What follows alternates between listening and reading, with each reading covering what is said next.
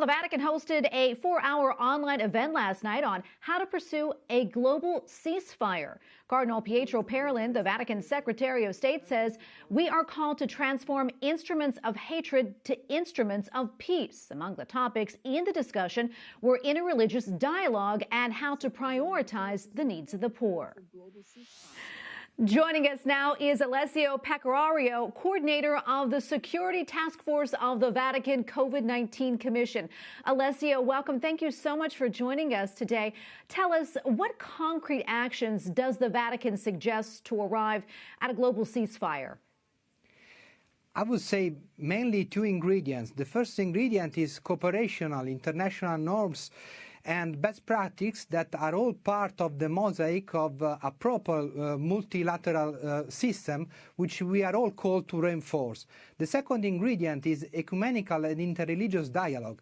And to give you a concrete example, yesterday we hosted a webinar titled Advancing Integral Disarmament in Times of Pandemic, where we heard from experts on peace building and security in dialogue with religious experts, with religious representatives from many traditions, proposals, initiatives, concrete initiatives on campaigns to freeze weapon production and dealing, to support the Nuclear Ban Treaty and other international treaties on arms control, support educational peace processes. And this is, of course, just part of the mandate of the indication that Pope Francis has led us to lead the Vatican COVID-19 Commission, which is listen, connect and inspire. Experts, religious, civil society groups, inspire who?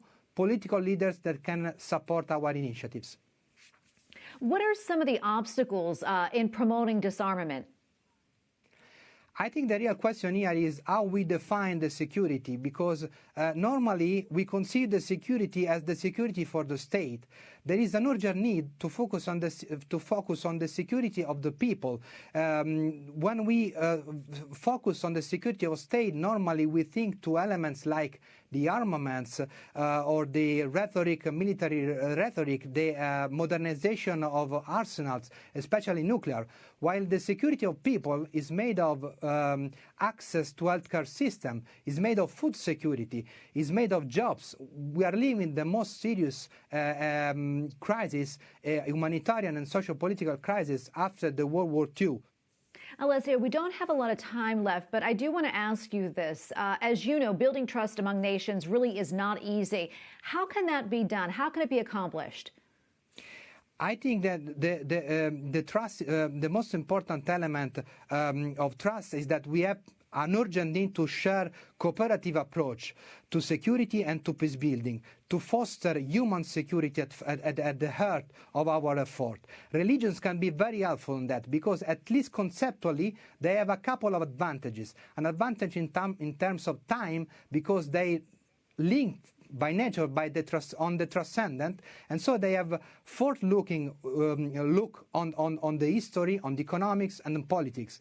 In terms of space, since the main problems, the main challenges of our times, the pandemics, the migration, the wars, the climate change, transcend the national borders, at the same time, religions transcend national borders as well, so they can foster dialogue and be have an active role at the diplomatic level to engage and restore the level of trust, internationally speaking, at the world level. Alessio Pecorario, coordinator of the Security Task Force of the Vatican COVID-19 Commission, thank you so much for joining us today. We appreciate it. I thank you in turn, Tracy. This has been an honor and a pleasure, as I was saying.